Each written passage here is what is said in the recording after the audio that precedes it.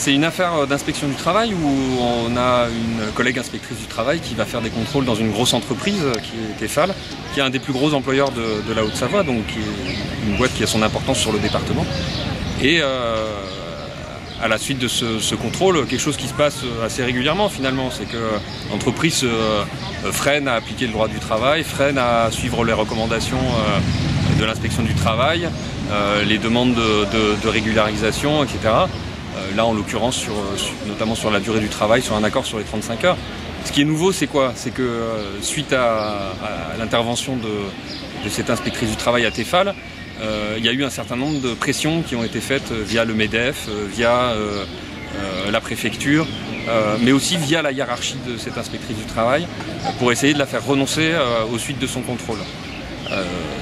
Sauf qu'au départ, on ne le savait pas, et elle a fini par le savoir parce qu'il y a un salarié dans l'entreprise qu'on peut qualifier de lanceur d'alerte, qui lui a transmis des documents internes dans lesquels on a la preuve qu'il y a eu ces tentatives de pression extérieure pour faire renoncer l'inspectrice du travail, voire même pour le retirer de son secteur de contrôle, cette entreprise. Suite à ça, Laura Pfeiffer a communiqué ces documents dans le cadre de sa procédure et aussi au Conseil national de l'inspection du travail pour faire état des pressions qui avaient eu lieu contre elle. Et c'est là qu'a lieu l'extraordinaire, c'est-à-dire que c'est l'entreprise qui poursuit aujourd'hui l'inspectrice du travail devant le tribunal pour violation du secret professionnel, c'est-à-dire pour avoir eu les documents qu'elle a eus, et pour recel, c'est-à-dire pour les avoir transmis. Le salarié lui aussi, celui qui lui avait transmis les documents, qui n'a pas été protégé par son statut de lanceur d'alerte, a été licencié, il est aujourd'hui lui aussi poursuivi.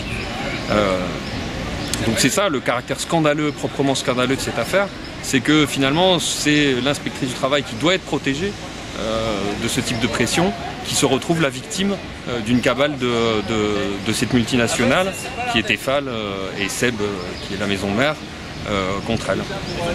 Mais un salarié, il a le droit de donner des informations sur son entreprise? Il n'a pas un devoir de fidélité et de loyauté envers son entreprise? C'est toute la question, quel est le statut aujourd'hui des lanceurs d'alerte? Est-ce qu'aujourd'hui on va protéger des salariés qui font état de délits commis par leurs employeurs? On peut poser la question, il y a eu des récentes évolutions du droit là-dessus, notamment sur les questions des salariés qui pouvaient témoigner de faits dans le cadre de la protection de l'environnement.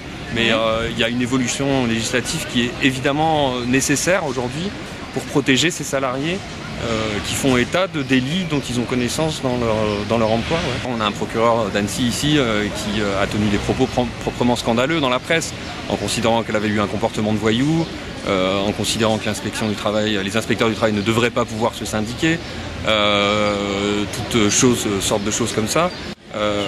Bon, c'est évident qu'il y a toutes les chances d'obtenir une relaxe, mais le vrai enjeu au travers de cette histoire, c'est de retrouver un soutien public du ministère et de toute la hiérarchie du ministère du Travail à l'action de l'inspection du travail. On a un certain nombre de pouvoirs à l'inspection du travail, celui du droit d'entrer dans les entreprises, de se faire communiquer des documents, mais tout ça ne tient pas si on n'a pas derrière un soutien et notamment un soutien du ministre lui-même. On n'a jamais eu au ministère du Travail un ministre du Travail, en tout cas depuis des années, qui est capable de prendre la parole publiquement pour défendre l'inspection du travail et le rôle de l'inspection du travail. Aujourd'hui, on demande ça à Repsamen depuis plusieurs semaines et c'est le silence radio. Le seul soutien qui a été, d'une certaine façon, c'est la lettre du directeur général du travail, Yves Trouillou, au procureur d'Annecy pour s'émouvoir de ses propos, mais on attend toujours le soutien de la hiérarchie du ministère du Travail et du ministre lui-même contre les agissements de Tefal. Et ça, on ne l'a toujours pas obtenu.